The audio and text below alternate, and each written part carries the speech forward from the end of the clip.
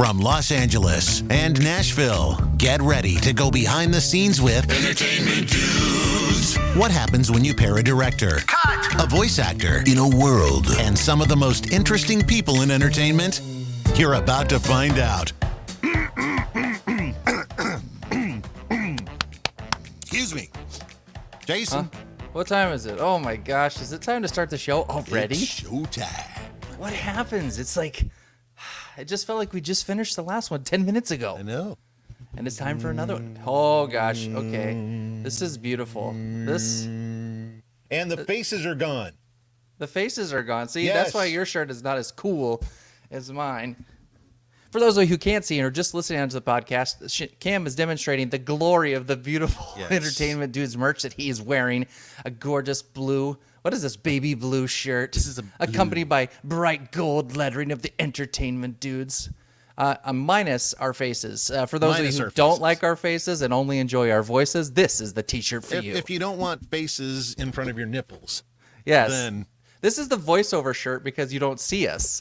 That's just voice and audio. And mine is the more like, if you like the video aspect and you enjoy looking at our faces, then you're going to love our beautiful merch. They're both available. Merch.entertainmentdudes.com.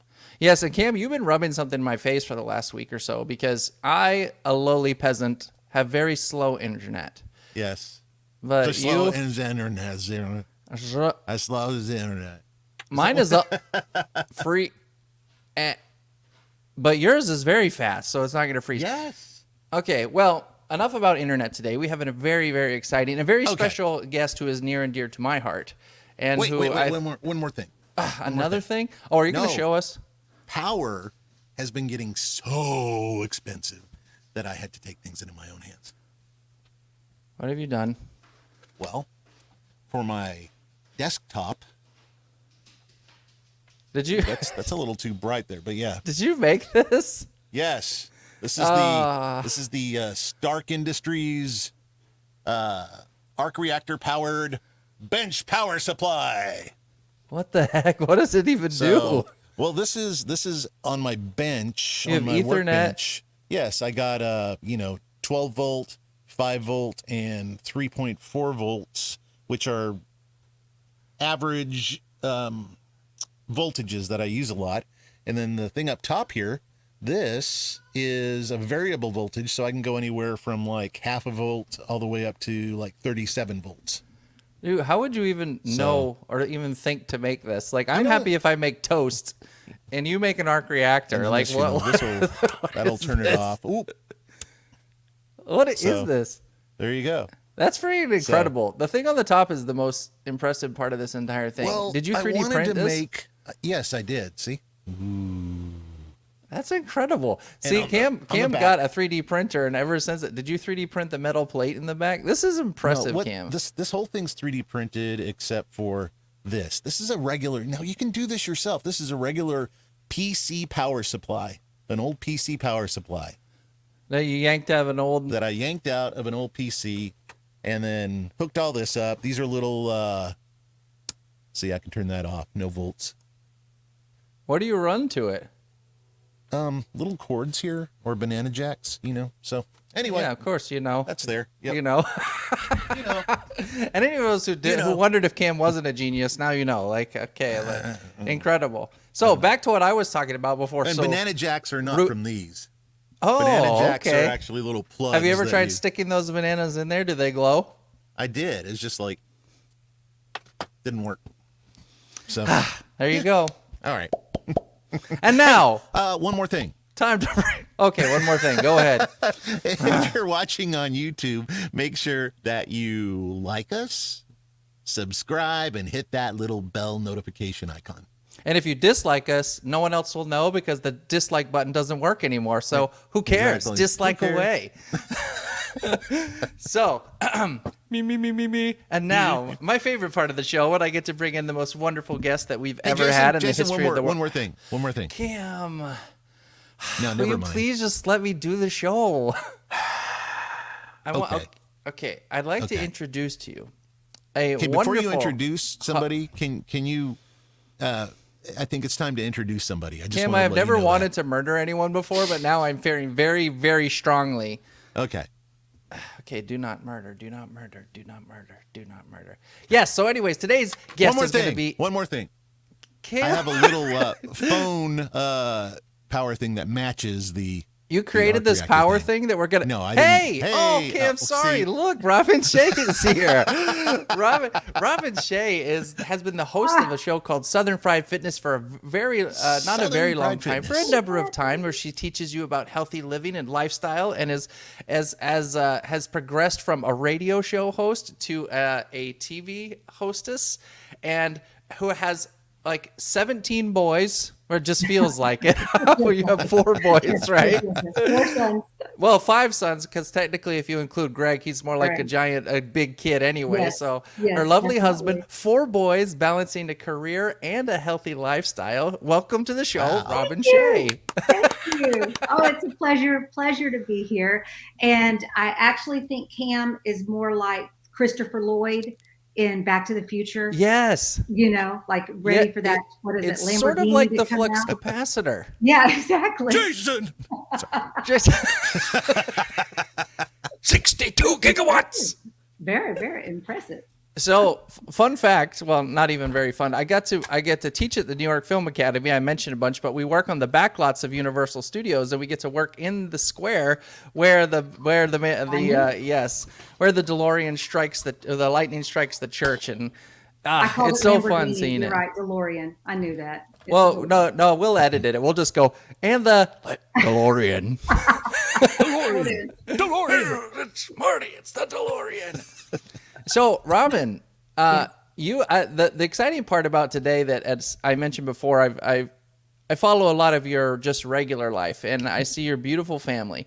And one of the greatest struggles that we find that's in this industry and doing anything that's related to entertainment and work is that you struggle very greatly a lot of times with the relationships, because the amount of time that's demanded on you to be successful in a career is tough. So before we get to that part, tell me a little bit about like where you got your start. What is it that really got you interested in doing? Why did you first start in the radio show and said, why do I need to do this? Like what drove that initial passion? Well, radio was actually kind of in between public television and then when I moved into broadcast television network. So it was kind of in the middle. It wasn't really the start. It was kind of in the middle between those two things when I was on PBS moving over to network. But what got me started initially had very little to do with me ever wanting a career in television. That was not something that was even on the radar. What happened was my family, like so many other families, was literally just struggling and falling apart trying to keep up with modern expectations of what a family is supposed to do. So at the time I had 4 children, 3 of which were in sports. I had 4 under 8 years old. My husband and I were literally passing in the hall at night. We had abandoned our dinner table, abandoned our principles, my nutrition principles. It was just too hard. It was just too much. And I just walked away from it all. And From your family? Well, you know what? From my responsibilities that I knew should have taken priority. Right. So before I knew it, I was a fast food mom. I was in that fast food line. We were eating in the car. The boys, they were playing sports. 2 of my children, one was too young. The 2 in the middle, they didn't care if they were playing sports. But everyone else that age was playing sports, so they had to play sports naturally. Well, it took its toll on our relationships, took its toll on my husband and I, and we literally almost came to that crossroad where you decide, okay, this is just not worth it. We're going to divorce and figure out what we can do.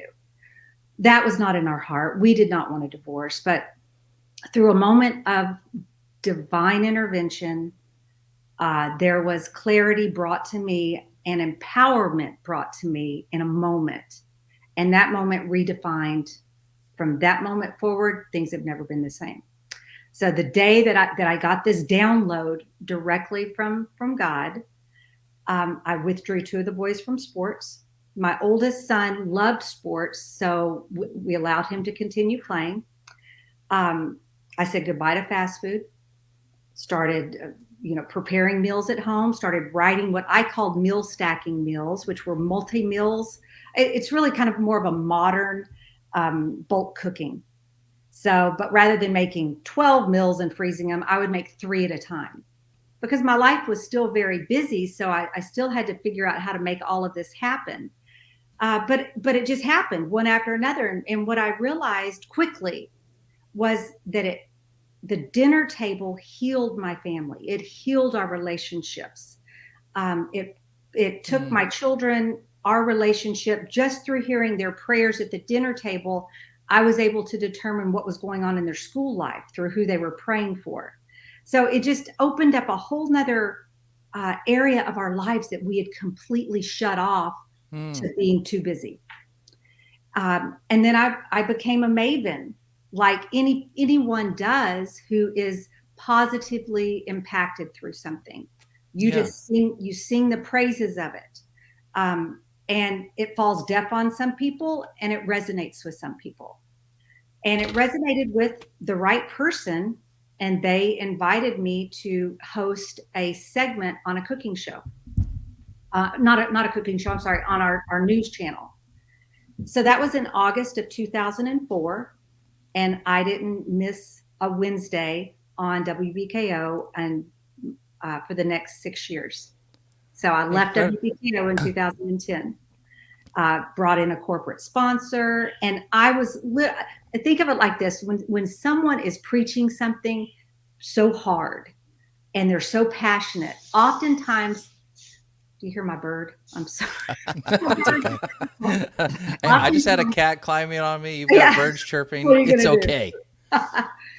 Oftentimes the area that they're ministering to or what they've chosen to really talk about and put their passion behind is an area of weakness of their own. And that was definitely my case. So by putting myself out there, my accountability went from accountability to Robin to accountability, because now it's not about me. Now I have this audience looking to me for guidance. I can't drop the ball. So it was a protective layer that I put between me and failure. And it was that accountability layer. And it's the same thing that you would hear anyone talk about at the gym. If you are not going to go for yourself, get a partner. You may let yourself down. Chances are you're not going to let them down. So I had that accountability layer for a long time. And in 2010, I spun off and wrote a pilot for PBS. It was picked up, did that for 5 years. And then wrote another pilot for more of a network direction, renamed the show. It was Southern Fried Fitness. When we took it to network, it became Cooking 80/20. And that was in 2015. And that's kind of, we have 91 episodes. And it's still floating around out there, and I'm thrilled about that. Well, can we see that, Cam? Do you have this? Yeah, I think we've got it somewhere. I think we need to take a look at this. Hi, y'all. I'm back in the kitchen with another season of Cooking 80/20, and you're not going to believe how delicious healthy lifestyle reinvention can be. Wow, that's good too. There you go. Yeah, exactly. Come join my family as we play in the kitchen. Learning to cook 80/20 is all fun and games. Welcome to Cooking 80/20. I'm Robin Shea, and this is my #1 son, Colton Shea. So now I'm here with #4 and #3 son. The prettiest, the coolest, the prettiest son. Most athletic. I may not be as pretty as my other brothers, but I am the Yes, smartest you child. are. If you're anything like me, the struggle is real. Balancing my love of indulgent food with my commitment to health has never been easy. That is, until I created the 80/20 lifestyle. Okay, so let's dive in head first into the world of onions. Everything onions. You Layers. have layers. Very good. Onions have layers. Up top. Okay. Why are we using so many jalapenos? That's a lot of jalapenos. But don't forget your 80. That's right. So live in your 80, celebrate in your 20, right? Right. Right. I'm going to show you why. Oakley dokley. Wait, do I put this in there? Well, you can if you crush it up a little bit. You know what's even more fun than living this lifestyle? Sharing it. Of course, this is my fabulous friend, Miss Paula Dean. So happy to have her here on the show today. Y'all. Yes. I'm so happy to be here. Well, this is just such a My privilege. friend Robin. This is a cleaned up version, and you will not miss an ounce of flavor. I promise you that. It is so I'm gonna delicious. hold you to it. I used to think you couldn't have the best of both worlds, but now I know. If you keep your nutrition 80% healthy, there is always room for your 20% indulgence. Make the 20. Because, I'm not about dieting. I'm not about I don't it. either. I'm not about dieting. But when you strike a relationship with food that allows you to nourish your body 80% of the time and indulge your spirit 20% of the time, it's a lifestyle you can live with forever. That's right. Please remember, always keep it 80% healthy, 20% indulgent, and 100% delicious. We'll see you next time.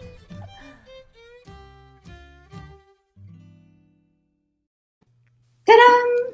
Look at your boys now. Seriously, they're. When I first met them, they were little running around. Oh, they were little running around. Now you're like come up to their chest. The little mama. And they've multiplied. Now we have daughter-in-law and grandbabies and all That's kinds great. of beautiful things. So All because you made a decision for your family. I've thrown one of my rules that I have with my friends and people that I work with, colleagues, is family first. And I've never ever regretted that ever. And because at the end of the day, the project that you're working on is going to be done, but you're always going to wake up next to the woman who's beside you and your kids. Well, at least you hope so. And seeing that choice and knowing you don't regret making that choice ever, do you? no, never. There was a truly defining moment for my career. And that was in 2014. And of course, the PBS network, my producer at the time, deadline. Everything had a deadline. And I found myself in New York in a hotel by myself on Easter Sunday. And I picked up the phone. I had no family, no family there, obviously. And I'm on the phone with my husband. And I said, you know what? I'm done. I will never, ever, ever miss another holiday that I should be with my children and you. And that was it. I folded my tent and went home. So Really? This is wrong. Oh yeah, this is wrong. So anyone that, I understand deadlines. I understand professionalism. I am all about it. But I also understand boundaries. And I drew very firm boundaries around myself at that moment. That would never happen again. And it hasn't, and it won't. So That's amazing. So now when you redefined your relationship, not only early, it was a relationship with food, and now it's a relationship with work. How did you know going forward you were going to continue with the brand and continue creating, but you weren't going to be a slave to it? How did you, the stars had to align. I mean, everything had to align. I was happy. I had given it 6 years on the news channel. I had given it 5 years through good quality PBS productions. And if that's where it ended, my work was done. I mean, I'll never forget many, many times driving to the studio, because when I did the 6 years television on the news, it was live. So there was no fudge room. There, you did what you did. That's what you did. And I remember maybe Greg and I got in a squabble, or maybe it was difficult getting the kids off to school. And I would drive to the studio and just say, God, I've got nothing. So you better download something quick, because I personally have nothing. Yeah, And tank's he empty. showed up every time. He never let me down. And sometimes I'm thinking from what you're talking about, and Jason and I both having careers in the entertainment industry, you have to run yourself rather than the industry running you. This industry can eat you alive if you don't set certain boundaries and live by those boundaries. Right. And the second that you compromise your boundaries, you are now compromisable. Yeah. So now your word means about half as much as it meant before. So when you decide to incorporate that boundary into your professional life and pull it over to what you you will and will not do, what your boundaries are. They've got to be so rock solid and uncompromisable, right, that it identifies you. This is my identity. And the second you compromise it, you compromise the integrity of your entire brand, especially if finances are involved, because now your integrity can be bought because you didn't uphold the boundaries that you put forth as your brand. So when I stopped the PBS stuff and came back to Bowling Green, I was happy walking away. And I feel I had done my part.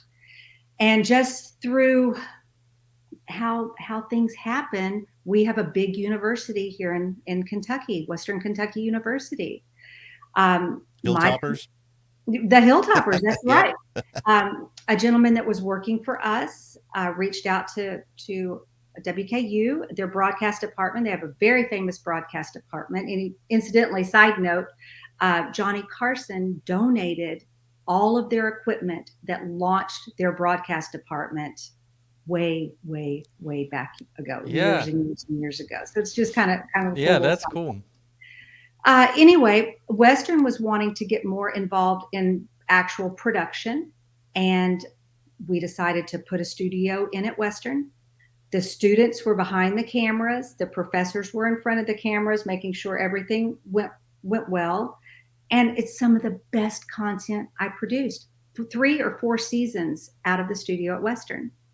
It was affordable. It was incredibly affordable to produce. So what went from this astronomical amount to produce a season went to a fourth or less, because obviously Western is for nonprofit. So it couldn't be a profiting studio. So it just worked. It's 5 minutes from my house. We designed the studio. It's the one that you saw in the promo there. And it just could not have been any better than how it felt, how it laid out. So that's why I continued. That's awesome. Yeah. So you've got 4 boys, and I've met all of them, and I think they are men of character, quality. They've always considerate. They always respect and love you, obviously. And how do you raise 4 boys and have that level of quality across all 4 of them? Oh, they have their moments. I have my moments. We all have our moments. Something that was important to me, and I didn't realize the connection in life in general, but I'm very Southern, born in Louisiana, raised in Texas. I've been in Kentucky 26 years, but my roots, my entire family is very, very Southern.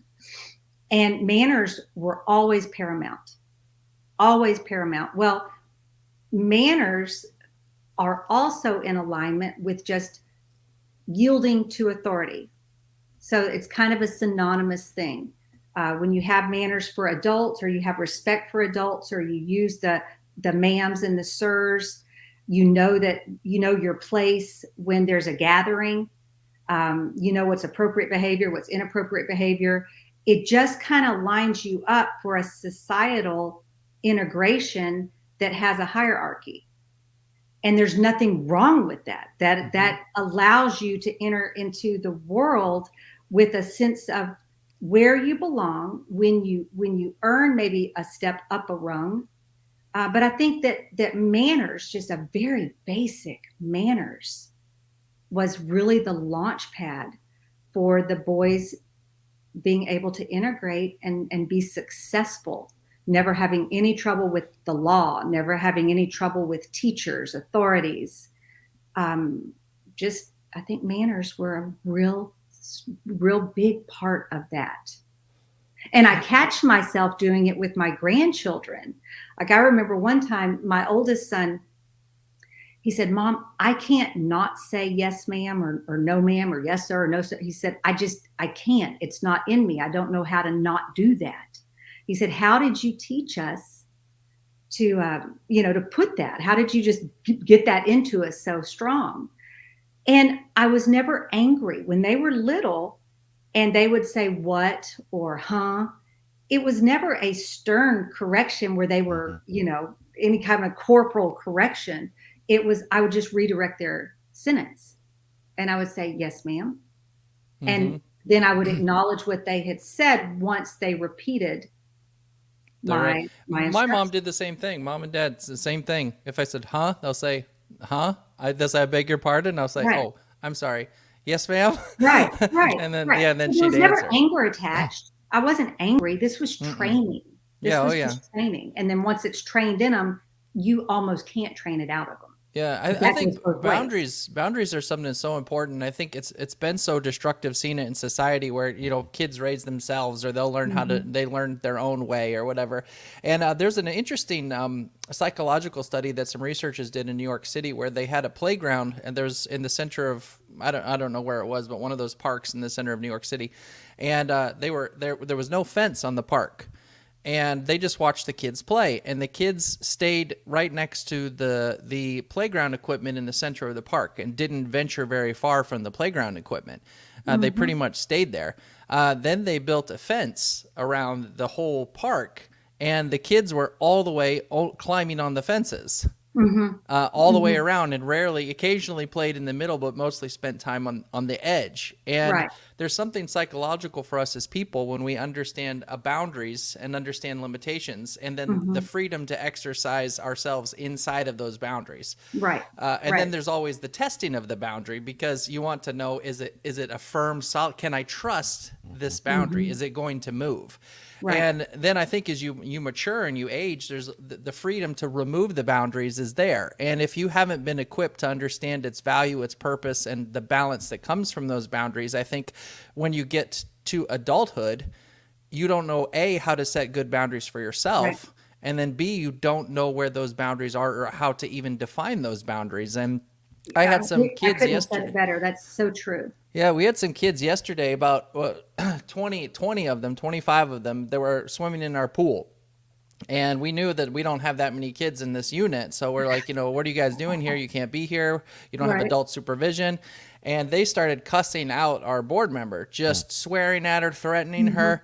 All 20 of them were surrounding her. Like a bunch of guys had to go out there and break these kids up and, kick them out. And there was just, I'm sure if they had been at all respectful of the boundaries, there might have been able to do something about it. But the way that they assaulted this person just suggested the difference between having good boundaries and understanding the value of authority. And I think some people think authority, it's always authoritarian, it's always bad. But like if you don't have that authority on set, if you don't have a good structure on set, you have a terribly run set. If you don't have a good structure in the studio, if you don't understand what you're trying to say, you have a terribly run studio. So I think the importance of good leadership, which is what I think you show good leadership in that. It's not about I'm angry, I'm your boss, do what I say. And there's a difference between being a boss and a leader. And I think you took a leadership role in mentoring your sons, and you and Greg, and then as opposed to being a boss that commands your children. And maybe that goes to that, teach them how to think and not what to think. And it seems like there's that process. In the beginning, it's a what to think. Don't hit your sister. Don't steal your brother's toy. No, you may not hit him with the tractor. It's wrong. Right. But then it's how to think later. Is there a better way you could resolve this? Did smashing him in the face work for you both? Are you both happy now? Like, I am. Are you happy? Not good. And, I've seen the same thing in people that are naturally gifted in an area. Cam. Jason. Yeah, well, Robin. Well, no, I have no natural gifts. I mean that. I am not even playing. Anything that I am decently good at, it's because I worked really hard at it. Honestly, athletically, anything. I didn't have those gifts, but like my husband does. He is a naturally gifted athlete. Anything he has ever picked up, he is not, if he's not the best, he's one of the best. It's very obnoxious. But what has come from that is his inability when he's not good at something. He wants to walk away from it. He's like, forget that. If it doesn't come easy. if it doesn't come easy. And that's not, I don't mean to talk bad against Greg. I do the same thing. Same for me. If it's too hard, I'm like, there's so many other things I can do better. I'm like, next. Right. Next. Where I will sit there and, bloody myself trying to get better at something because I didn't have any of those natural gifts, natural athletic gifts. I had to really work for my gifts. Right. I have one son and completely cerebral, very, very intelligent. If he ever brought home a B, it was like, what's wrong? What happened? I have another one that is personality for days. I mean, will captivate an entire room. But if he brought home a C+, we were dancing on the ceilings. We're like, wait a minute. So I guess the point of that little tangent is celebrating the right gifts that your children have.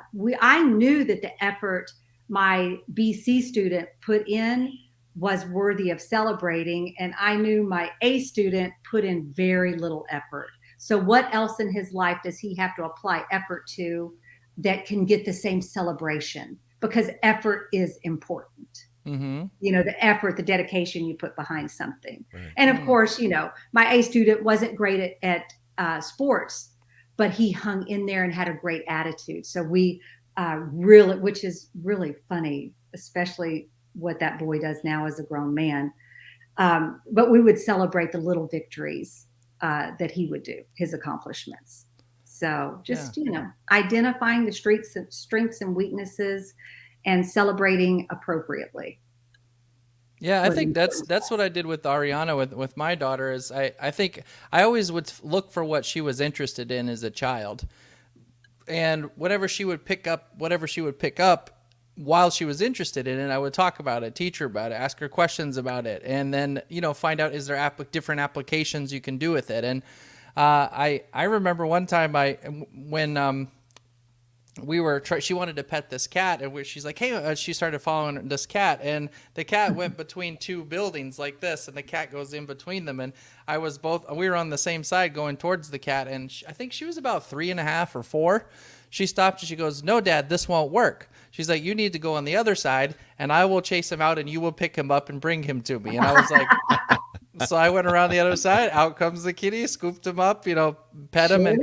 Yeah, she's always fascinated. And one time Cam and I were together, and tell the story about that. You can finish it, but she is the best rock impersonator in the world. Ariana is the best, the rock. No, A rock. Like A rock. Like A rock. Yes. She came up to Cam, and she was little, and she looked at him. She goes, I can impersonate a rock. And he's like, okay, let's see it. And she crouched in a teeny little ball and stayed there for 35 minutes while we were talking the whole time. We celebrated the little things, Rob. That's right. The best rock I've ever seen. Rock I've ever seen. She was all proud of her rock. It was a good rock. It was an amazing rock. Amazing rock. I love that. Heck yeah. Entertainment news.